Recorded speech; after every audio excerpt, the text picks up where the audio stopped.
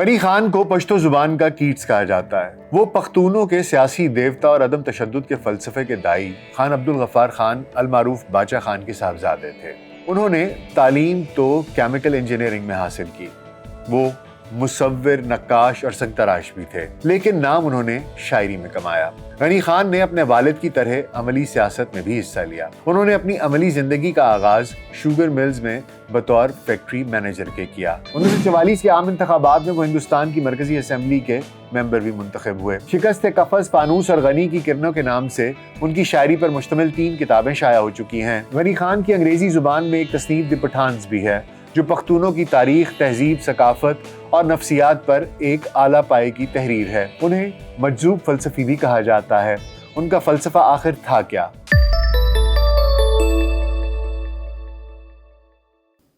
VLC pod cost میں doctor ناصر bag کے ساتھ آپ کی خدمت میں حاضر ہیں۔ السلام علیکم۔ غنی خان کو بعض لوگ پشتو زبان کا کیٹس بھی کہتے ہیں، اور اس کی بہت سی وجوہات بھی ہیں۔ شاعری کے علاوہ ان میں کئی قدریں مشترک ہیں۔ ایک کا تعلق پاکستان سے، جبکہ دوسرے کا 1000 میل دور انگلستان سے۔ ایک نے 82 برس کی عمر پائی، جبکہ دوسرے نے محض 26 برس کی، لیکن دونوں کو شہرت ان کی موت کے بعد ملی۔ غنی خان نے انجینئرنگ کی تعلیم حاصل کی، جبکہ کیٹس نے طب پڑھی، لیکن دونوں نے ان پیشوں کو خیر باد کہا اور نام کمایا شاعری میں۔ دونوں کے ادوار میں بھی 1 صدی کا فرق ہے، لیکن ان کی سوچ اور خیالات قدرے ایک جیسے ہیں۔ دونوں کا تعلق یکسر مختلف معاشروں سے تھا۔ ایک نے جذبات کے اظہار کے لیے پشتو زبان کا سہارا لیا، تو دوسرے انگریزی زبان کو ذریعہ بنا کر شاعری کرتے رہے، لیکن دونوں کی وجہ شہرت میں ایک جز مشترکہ تھا، اور وہ تھا رومان یعنی محبت۔ اسی لیے شاید کچھ لوگ غنی خان کو پشتو زبان کا کیٹس بھی کہتے ہیں، لیکن اگر مجھ سے پوچھیں تو میرے لیے غنی خان کیٹس سے بڑا شاعر تھا۔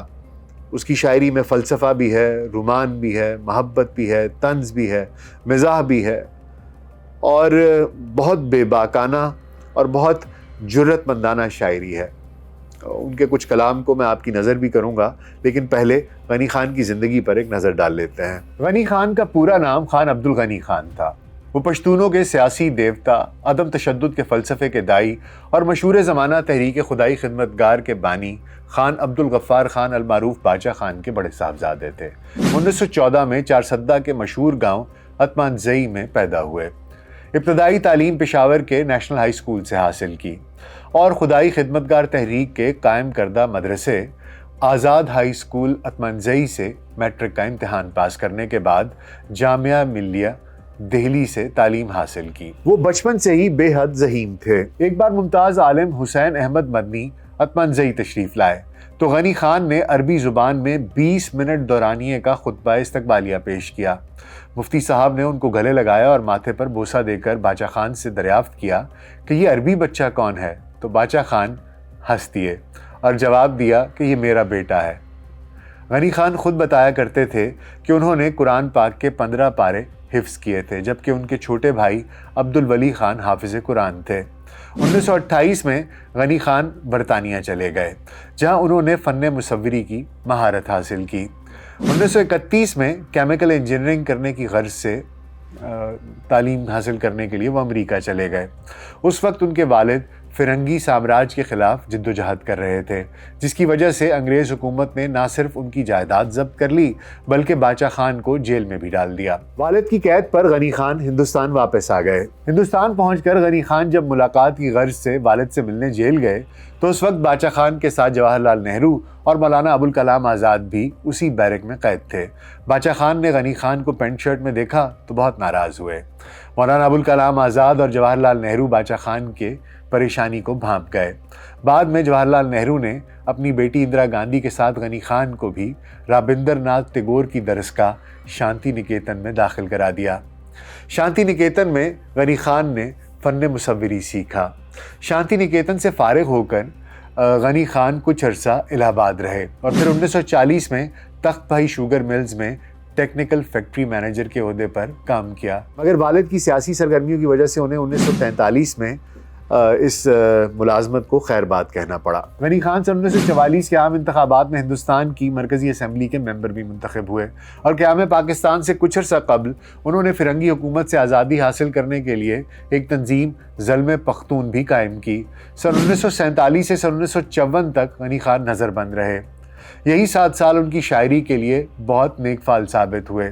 شکست قفس، فانوس اور غنی کی کرنیں کے نام سے ان کی شاعری پر مشتمل 3 کتابیں شائع ہوئیں، جنہیں افغانستان کی حکومت نے کلیات کی شکل میں شائع بھی کیا ہے۔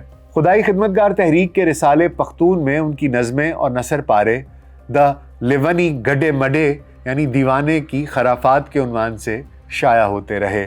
اس کے علاوہ غنی خان کی انگریزی زبان میں ایک تصنیف دی پٹھانس بھی موجود ہے، جو کہ پختونوں کی تاریخ، تہذیب، ثقافت اور نفسیات پر ایک اعلیٰ پائے کی تحریر ہے۔ اردو زبان میں ان کی ایک کتاب خان صاحب بھی ایک قابل قدر فن پارہ ہے۔ غنی خان صرف پشتو کے بے بدل شاعر ہی نہیں ہیں، بلکہ ایک صاحب طرز نثر نگار، مصور، نقاش اور سنگ تراش بھی تھے۔ ان کی شخصیت کو سمجھنے کے لیے 3 واقعات بڑے اہم ہیں۔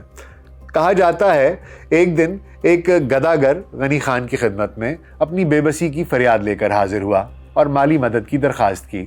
غنی خان نے حسب استطاعت مدد کی تو فقیر نے عرض کیا کہ اس سے قبل میں آپ کے بھائی ولی خان کے پاس گیا تھا، مگر انہوں نے کچھ نہیں دیا۔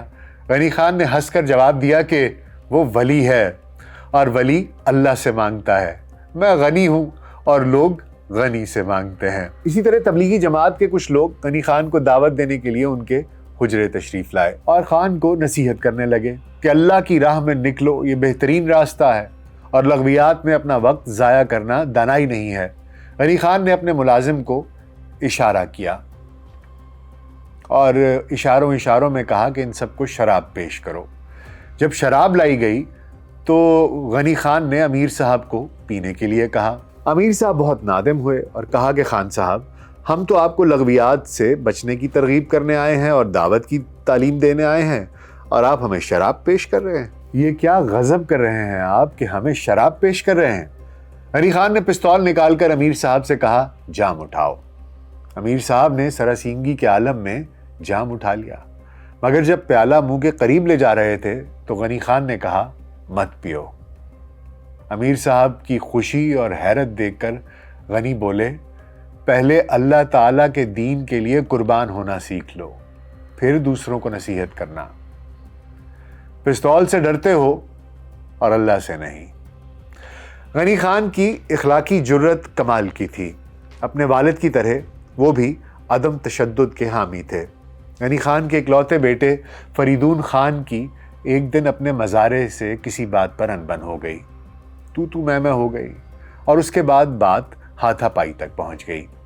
کسان نے بیلچے کا وار کیا جس سے فریدون خان معذور ہو گئے اور کئی سال بعد معذوری کی حالت میں ہی انتقال کر گئے۔ غنی خان بدلہ لینے کی طاقت رکھتے تھے، لیکن اس کے باوجود انہوں نے قاتل کو معاف کر دیا۔ غنی خان کہا کرتے تھے کہ مولوی کا اللہ قہار اور جبار ہے اور میرا اللہ رحیم و کریم ہے۔ وہ کہا کرتے تھے کہ جس ذات سے تم ڈرتے ہو اس سے محبت کرنے کا سوال ہی پیدا نہیں ہوتا۔ غنی خان کی شخصیت اور شاعری کے کئی رخ ہیں۔ وہ بیک وقت صوفی تھے اور فلسفی بھی، طنز نگار بھی تھے اور مزاح نگار بھی، قوم پرستی کا پرچار بھی کرتے اور حسن پرستی کا اظہار بھی۔ ان کی آفاقیت اور عالمگیریت کے کئی روپ ان کو عالمی ادب میں نمایاں مقام دینے کے لیے کافی ہیں۔ ان کے ایک پشتو شعر کا اردو ترجمہ کچھ یوں ہے کہ تہمت سے دنیا میں کوئی بشر خالی نہیں، کوئی بلندی سے اگر آسمان بھی ہو جائے تو کبھی کبھی ابرآلود ہونا بھی لازم ہے۔ ان کو مجنون فلسفی کہا جاتا ہے۔ انہوں نے نہ صرف فرنگی سامراج کے خلاف قلم سے جنگ لڑی، بلکہ یہ بنفس نفیس پختون ظلم نامی تنظیم کے سالار بھی رہے۔ اپنے عظیم والد باچا خان کی طرح کسی بھی موڑ پر ہمت نہ ہاری، حتیٰ کہ قید سخت کی صعوبتیں بھی برداشت کیں۔ کئی جیلوں میں قید تنہائی کا فائدہ اٹھاتے ہوئے اپنی شاعری کے خزانوں میں بیش بہا موتیوں کا اضافہ بھی کیا۔ وہ کہا کرتے تھے کہ حیدرآباد سندھ جیل میں میرے ٹکڑے ٹکڑے مستقبل کے علاوہ اور بھی بہت کچھ تھا۔ کمرے کے دروازہ تھا، اس کے پاس ایک چوہوں کا بل تھا، ایک چونٹیوں کا بل تھا۔ کبھی ہمارے احاطے کے درخت پر فاختہ بیٹھا کرتی تھی، کبھی آدھی رات کے وقت تیتر کی آواز سنائی دیتی تھی، کبھی کالا کوا شور کرتا تھا، اور کبھی مکر سے بھرپور وزیر اعظم کی طرح دیوار پر براجمان نظر آتا تھا۔ نلکے کے پاس شام کے وقت مینڈک بھی نظر آتا، اور دیوار کے اس پار سے اونٹ کی بلبلاہٹ بھی سنائی دیتی۔ ان دنوں میں بھوک اور پیاس کا شکار تھا، تو میں ان سب سے باتیں کیا کرتا تھا۔ چونٹیوں کے آگے تیل میں پکا ہوا ساگ ڈال دیتا تھا، فاختاؤں کو اپنی باجرے کی روٹی کی چوری ڈال دیتا تھا۔ میں نے ان کی مجلس میں چند اشعار لکھے ہیں۔ اگر میں ان کی طبیعت کو نہ سمجھ سکا تو معذرت خواہ ہوں۔ میں انسان ہوں، مینڈک یا چونٹی کی جلد نہیں پہن سکتا۔ جانوروں اور پرندوں کے بارے میں لکھی گئی ان کی نظمیں طنز و مزاح کا شکار ہیں۔ حکومتوں کے جبر پر انہوں نے مرغ کے عنوان سے ایک نظم لکھی ہے، جس میں وہ زمانے کے خداؤں کو کچھ اس انداز سے عوام کی طاقت سے خبردار کرتے ہیں۔ دراصل وہ یہ جو زمانے کے خدا بنے ہوتے ہیں ان کو مرغ سے تشبیہ دے رہے ہیں، اور مرغ سے تشبیہ دیتے ہوئے کیا کہتے ہیں یہ آپ کو سنائے دیتے ہیں۔ کہتے ہیں کہ شلوار تو ہے نہیں اور پگڑی ایسے پہنی ہے جیسے کہ ہو خان، 20 بیویاں رکھی ہیں مگر دیتے ہو آزان، جنگ میں بہادر اور مستانہ جیسے چنگیز، محبت میں تو بے شرم ہو اور بے پرواہ جیسے انگریز، منہ قاضی کی طرح اور طبیعت ہٹلر جیسی، آواز لاف زن جیسی اور انداز منسٹر کا، تیرا انجام تو توا ہے گندگی کے ڈھیر کے مجنوں، ایک دن تو اور تیری آذان خان کا کھانا ہوگا۔ اس دھرتی کے وسائل پر قبضہ جمانے والی سیاسی اشرافیہ کی مکاریوں کی داستان انہوں نے اپنی شہرائے آفاق نظم چوہا میں بڑی مہارت سے بیان کی ہے۔ پشتو میں کہی گئی اس نظم کے ایک حصے کا ترجمہ کچھ یوں ہے: تو غلے کی گٹھیوں میں رہتا ہے، تو بھی چور ہے اور تیرا باپ بھی چور تھا، تیری ماں بھی لٹیری تھی اور تیرے آباء و اجداد بھی، تیری قوم حرام خور ہے، تیرا قبیلہ بھی حرام خور ہے، روغن کے پیچھے مر رہے ہو اسی لیے تو تمہاری دم سوکھ گئی ہے، تیرے چھوٹے سے پیٹ کو دنیا بھر کی خوراک نہ بھر سکی، تیری کمینی پیاس کو تمام عمر کی چوری نہیں بجھا سکی۔ غنی خان دولت کے ارتکاز کے سخت خلاف تھے۔ ان کا ایمان تھا کہ آدم مٹی میں مل کر مٹی ہو جائے تو وہاں سے کچھ ہریالی پھوٹتی ہے، لیکن اگر دولت پر کنڈلی مار کے بیٹھ جائے تو وہ ناگ ہو جاتا ہے۔ زندگی کے بارے میں ان کے نظریات بڑے دو ٹوک اور واضح تھے۔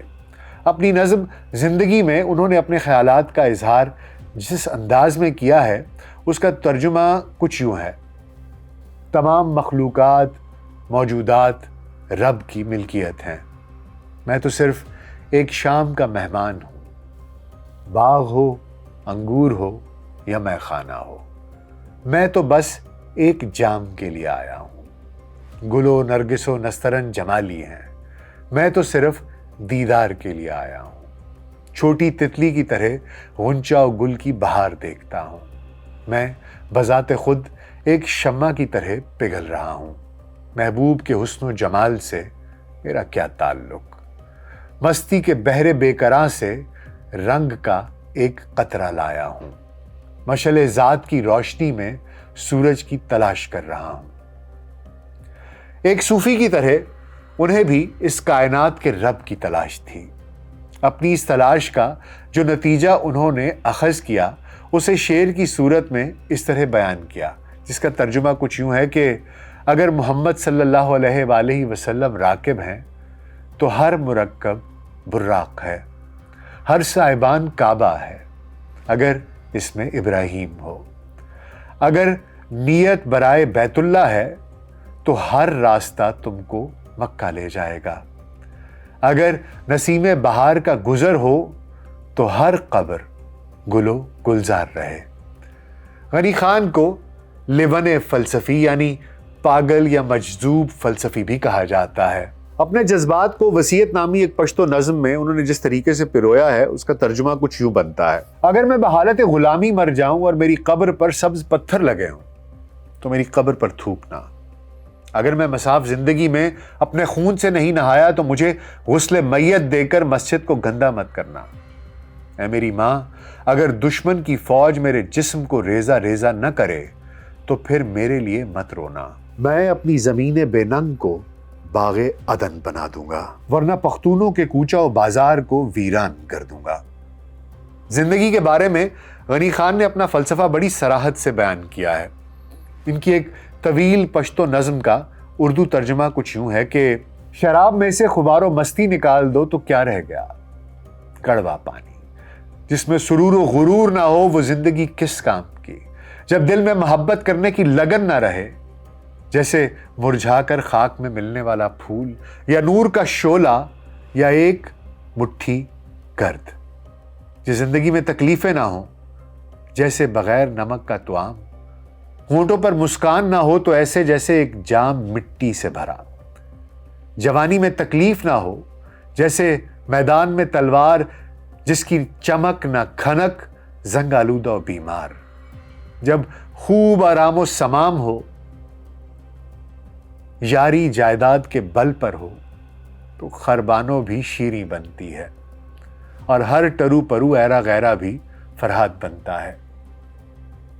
راز و نیاز میں مٹھاس تب ہوتی ہے جب خوشی خوشی سر کی بازی لگا دی جائے. چمکدار تلواروں کی لڑائی ہو، ایاز ادھر دکھائی دیتا ہے. زندگی اگر محض فرنی چاٹنے کا نام ہے تو فرنی تو کتا بھی آرام سے چاٹ سکتا ہے. اگر صرف نسل بڑھانا ہے تو یہ بیل بخوبی کر سکتا ہے.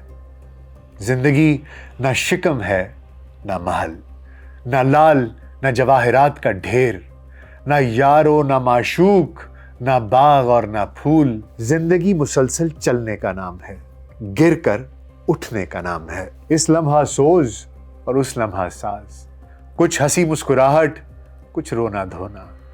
زندگی اس عاشق کی آنکھوں میں خمار کی کرن ہے جو صحرا میں ڈھونڈتا ہے محبوب کی گلی کا راستہ.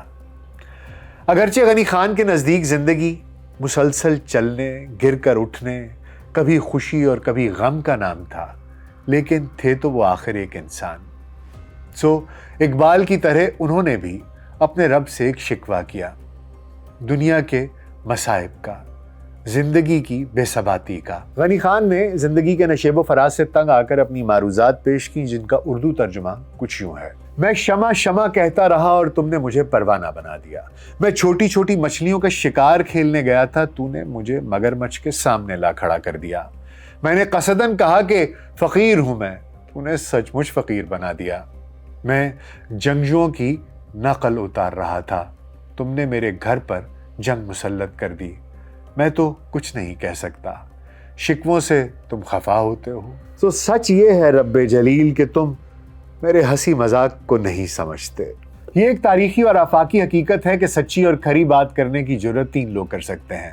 پہلا ہے صوفی، دوسرا ہے مطلق العنان بادشاہ، اور تیسرا ہے دیوانہ. غنی خان ان تینوں میں سے کیا تھے؟ اس کا جواب انہوں نے خود دے دیا کہ اے اللہ، جب دماغ موجود تھا تو دل کیوں دیا؟ ایک سلطنت میں 2 بادشاہ تو نہیں رہ سکتے. پشتو زبان کے اس مصور، سنگ تراش اور دیوانے شاعر نے حکومتی جبر کا مشاہدہ اپنی ابتدائی زندگی میں ہی کر لیا تھا. اس کے بعد انہوں نے اپنی ساری زندگی اس جبر کے خلاف جد و جہاد میں گزار دی. وہ کہتے تھے کہ میں اپنے لوگوں کو پڑھا لکھا اور روشن خیال دیکھنا چاہتا ہوں، ایسے لوگ جو انصاف کرنا جانتے ہوں، اپنے لیے قدرت کے اصولوں کے عین مطابق روشن مستقبل تلاش کر سکیں. پشتو کے اس عظیم شاعر کو جو پذیرائی ملنی چاہیے وہ ان کی زندگی میں تو شاید نہ مل سکی. ساری عمر وہ اپنی شاعری کے ذریعے ایک عام آدمی کے جذبات کی آبیاری کرتے رہے. وہ طبعاً باغی تھے، اسی لیے ہر حکومت کا ناپسندیدہ ترین شاعر وہی ٹھہرتے تھے. آخرکار جنرل ضیاء الحق نے ان کے فن کی قدر کی اور 1980 میں پشتو ادب اور مصوری کے لیے ان کی خدمات کے اعتراف کے طور پر غنی خان کو ستارہ امتیاز سے نوازا. 15 مارچ 1996 کو یہ مجذوب فلسفی اس دنیا کو چھوڑ گیا. ان کی وفات کے بعد خیبر پختونخوا حکومت نے انہیں خراج تحسین پیش کرنے کے لیے غنی خان کے نام ایک وسیع و عریض لائبریری قائم کی۔ یہ لائبریری اتمانزئی گاؤں کے قریب ان کی آبائی رہائش گاہ دارالامن کے قریب واقع ہے۔ یہ لائبریری بلا شبہ ایک شاعر کی مجلس دکھائی دیتی ہے، جہاں روزانہ علم کے پیاسے اپنی پیاس بجھانے آتے ہیں۔ آخر میں ان کا ایک پشتو کلام پیش خدمت ہے۔ پشتو میری مادری زبان تو نہیں، کوئی بھول چوک ہو جائے تو میں معافی کا خواستگار ہوں۔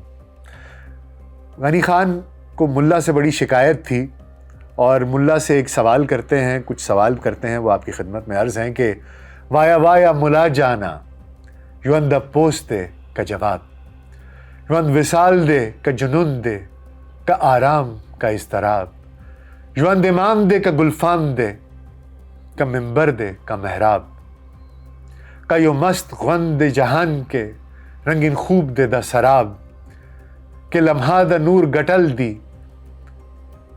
دا دے نور تاریک جہانا، یوند پوستے کا جواب، وایا وایا ملا جانا، یوند فرون دے او غرور دے کا جنون دے او سرور دے، دا نمرود دا زر و تخت دے کہ رنگین مرگ دا منصور دے، دا حسین مسکے مسکے دے کا یزید مست بغرور دے، دا بہار دے کا گلاب دے لگ پٹ شوے دا تیرونا، وایا وایا ملا جانا یوندہ پوستے کا جواب۔ اس کا ترجمہ کچھ اس طریقے سے بنتا ہے کہ بولو بولو ملا جان، زندگی سوال ہے کہ جواب ہے، زندگی وصال ہے کہ جنون ہے، آرام ہے کہ اضطراب، زندگی امام ہے کہ گلفام ہے، ممبر ہے کہ محراب۔ کیا زندگی ایک سراب کا خواب دیکھنا ہے جو کہ مستی سے بھری زندگی دنیا ڈھونڈتی ہو، یا اندھیرے کی تاریک جہان میں نور کا ایک لمحہ چرانا ہے؟ بولو بولو ملا جان، زندگی سوال ہے کہ جواب ہے، زندگی فرعون ہے اس کا غرور ہے کہ جنون ہے اور سرور ہے، زندگی نمرود اور اس کا زر و تخت ہے کہ منصور کی رنگین موت ہے، زندگی مسکراتا ہوا حسین ہے یا غرور سے مست یزید ہے، زندگی بہار ہے کہ گلاب ہے جسے اندھیرے سے چرایا ہو۔ بتاؤ بتاؤ ملا جان، زندگی سوال ہے یا جواب ہے؟ امید ہے آپ کو آج کا پوڈ کاسٹ پسند آیا ہوگا۔ اپنا بہت خیال رکھیے گا۔ شکریہ۔